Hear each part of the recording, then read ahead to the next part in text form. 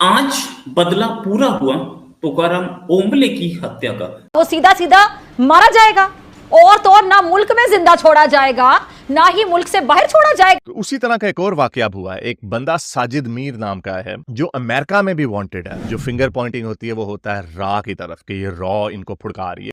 और ये काम बहुत लेट हुआ लेकिन हुआ। इंडिया ने कराया, किसी ने कराया, मुझे नहीं पता। इंडिया ऐसा कुछ करवाता नहीं है। लेकिन मैं पाकिस्तानी आर्मी ऑफ कोर्स आरोप लगाएगी। मैं पाकिस्तानी आर्मी से पूछना चाहूंगा कि इतने सारे लोग थे जेल में, एक आदमी का खाना अलग से क्यों बनता था? आतंकियों को पनाह देने वाले देश पाकिस्तान को एक बड़ा झटका लगा है। भारत के खिलाफ पंजाब में खालिस्तानी गतिविधियों में शामिल रहने वाले खालिस्तानी आतंकी लखबीर सिंह रोडे की पाकिस्तान में मौत हो गई है। साजिद, इनको अज्ञात हमलावरों ने जेल के अंदर घुसकर ठोका है और किस तरीके से ठोका है वो स्टोरी सुनाने लायक है। कहा यह जा रहा है कि पिछले 12 महीनों में तकरीबन 16 ऐसे एंटी इंडिया एलिमेंट्स हैं पूरी दुनिया में, मेजॉरिटी पाकिस्तान में, जिनको नामालूम अफराद आके फुड़का देते हैं। और जाहिर बात है जो एक ऑब्वियस किस्म की जो फिंगर पॉइंटिंग होती है वो होता है रॉ की तरफ। बताया जाएगा कि भाई पढ़ाई जो है ना वो हराम है, इंग्लिश हराम है, तो उसने तो कभी भी नहीं पढ़ना। उसने अपनी जो बेस बनानी है वो ये बनानी है कि भाई मैंने जन्नत हासिल करनी है। तो इस तरीके से तो सिंपल सी बात है, जन्नत नहीं मिलनी। इनको तो कोई ना कोई इनको टारगेट जरूर लगा। क्या पाकिस्तान इस घमंड में था कि हमारी जेल में इसको कोई नहीं मार सकता? मैं ये नहीं बोल रहा कि इंडिया ने मारा है, मैं ये भी नहीं बोल रहा कि पाकिस्तान ने मारा। मैं सिर्फ क्वेश्चन पूछ रहा हूँ पाकिस्तान की आर्मी से। नमस्कार, आप सभी का स्वागत है हमारी एक और नई रिएक्शन वीडियो में। आज की इस वीडियो में हम देखेंगे कि भारत के अंदर जो मुंबई हमले हुए थे और वहाँ पर जो भारत के इतने सारे निर्दोष लोगों की जो मृत्यु हुई थी यहाँ पर, जिसका जो मोस्ट वांटेड टेररिस्ट था जो पाकिस्तान की ही जेल के अंदर बंद था, उसको किसी ने जेल के अंदर जाकर जहर दे दिया।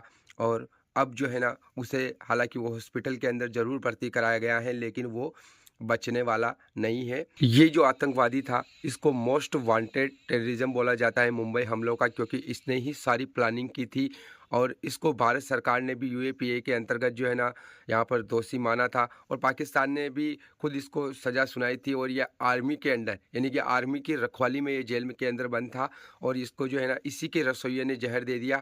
और अब ये जो ब्लेम है वो फिर से भारत के ऊपर डाला जा रहा है कि ये सब कुछ जो है ना भारत ने करवाया है। और क्या डिटेल निकल कर आ रही है वो हम इस वीडियो में देखेंगे। वीडियो पूरी देखना, लाइक करना, शेयर करना, चैनल पर नए हो तो सब्सक्राइब करके बेल आइकन को दबाना। तो चलिए वीडियो को शुरू करते हैं। मैं ये बोलना चाहूंगा कि आज तुकाराम ओंबले की आज तो का बदला ले लिया गया है, नो डाउट अबाउट इट। ये जो घटिया काम हो रहा था बहुत टाइम से, हम उस शहीद को नमन है आज। और ये काम बहुत लेट हुआ लेकिन हुआ। इंडिया ने कराया, किसी ने कराया, मुझे नहीं पता। इंडिया ऐसा कुछ करवाता नहीं है। लेकिन मैं पाकिस्तानी आर्मी ऑफ कोर्स आरोप लगाएगी। मैं पाकिस्तानी आर्मी से पूछना चाहूंगा कि इतने सारे लोग थे जेल में, एक आदमी का खाना अलग से क्यों बनता था? इतने सारे लोग थे, उसको जहर देने वाला क्या इंडिया ने रिक्रूट किया था? आपने रिक्रूट किया था। वो मार के भाग गया, आप क्या कर रहे थे? अगर इतना इंपॉर्टेंट था तो उसको बनाया गया खाना पहले कोई और क्यों नहीं खाता था?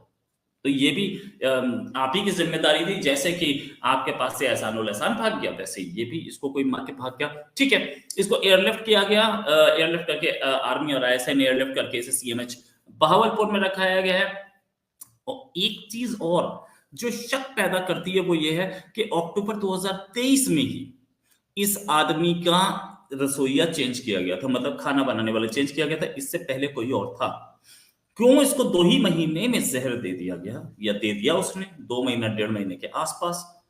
क्या पाकिस्तानी आर्मी ही इसको मरवाना चाह रही थी? ये बहुत जरूरी है सोचना। इस आदमी को यानी कि साजिद मीर को इंडिया ने कई बार 26 जनवरी यानी कि मुंबई अटैक के सिलसिले में कई बार नेल करने की कोशिश की, इसे यूएन से डेजिग्नेटेड टेररिस्ट डिक्लेयर कराने की कोशिश की, लेकिन इंडिया सक्सेसफुल नहीं हो पाया क्योंकि चाइना बार बार ब्लॉक कर रहा था। अब ब्लॉक कर लेना चाइना।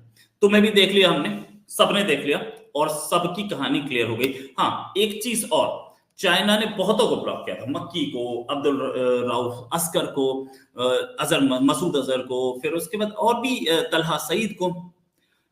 धीरे धीरे करके एक एक करके हम सबको ठीक कर देंगे। लश्कर का आतंकवादी था, इसकी एक टेप भी यूएन में दी थी जो बातचीत ये कर रहा था। इसका ये जो है लाहौर का रहने वाला था और इसका बाप जो था वो एक बिजनेसमैन था, इसका ससुर जो था पाकिस्तानी आर्मी में था। ये आतंकवाद के रास्ते पे चला गया था और इसने कई लोगों के मरवाने का इसके ऊपर आरोप है। खासतौर से हमारे 200 से ज्यादा लोग मुंबई अटैक में, एक अटैक इसके ऊपर आरोप उसमें भी है, ऑस्ट्रेलिया में भी है, वो भी बात कर लेंगे। साथ में ये भी कि इसको कुछ अननोन, इस एक ऐसे टाइम पे ये मारा गया जब बहुत सारे अननोन लोग मारे गए हैं। आरोप सबका इंडिया पे ही आ रहा है, लेकिन ऑफ कोर्स इंडिया ऐसा काम करे तो ठीक है, इंडिया गवर्नमेंट एक्सेप्ट करेगी। अगर करती होगी तो जाहिर है इंडियन गवर्नमेंट डरती थोड़ी है। लेकिन ये बात बतानी बहुत जरूरी है कि दाऊद गिलानी यानी कि डेविड कोलमैन हेडली, उसको इसी ने रिक्रूट किया था जो कि पूरी मुंबई की रेकी करके गया था। ये आदमी मास्टरमाइंड था मुंबई अटैक का, और इतने सारे जो लोग मारे गए थे उन सब का आज बदला पूरा हुआ। ये नेचुरल जस्टिस है, और नेचुरल जस्टिस बहुत इंपॉर्टेंट, बहुत बड़ी चीज हुई है। नो डाउट हमारे 175 लोग मारे गए थे, जिसमें से 18 पुलिस वाले थे, 122 सिविलियंस थे, 26 फॉरेनर्स थे और 9 आतंकवादी थे। इसमें 9 आतंकवादी जो थे पाकिस्तान के थे। एक चीज और, 2 इंटरपोल के नोटिस थे इसके खिलाफ, और यूएपीए में इंडिया ने इसको वांटेड बताया था। इस आदमी की एक हुई कि इसको 15 साल की सजा दी थी पाकिस्तान ने अरेस्ट करके। 15 साल की सजा के बाद इसको वो अमेरिका ने भी सजा दे रखी थी अपने कंट्री में, 2011 में सजा दी थी, और ये वहां पे भी कॉन्स्पिरेसी के लिए वांटेड था, सजा हो चुकी थी। ये टेरर फाइनेंसिंग कराता था लश्कर तैयबा के फाउंडर हाफिज मोहम्मद सईद के चैरिटेबल ऑर्गेनाइजेशन को, और साथ में अटैक भी करवाया था। मतलब वो तो है ही, जाहिर है अटैक तो ये करवा ही रहा था। इस आदमी का जाना, बोला ये जा रहा है कि ये तो ऐसे ही है, इसको तो इंडिया ने मरवाया। मैं पाकिस्तान की जो एस्टैब्लिशमेंट है या आईएसआई है उससे एक चीज पूछना चाहूंगा कि ये लोग मर जाते हैं तो आपको पता कैसे नहीं लगता? पाकिस्तान के इतने सारे लोग, क्या पाकिस्तान ये सोच रहा है, क्या पाकिस्तान की आईएसआई ये सोच रही है कि ये सब बदनाम हो चुके, अब इनकी जगह हम दूसरों को लाएं, इनकी जगह हम नए आतंकी भर्ती करें, इनको खत्म करो क्योंकि ये बदनाम हो चुके, एफएटीएफ में इनका नाम है और यूएन में इनका नाम है।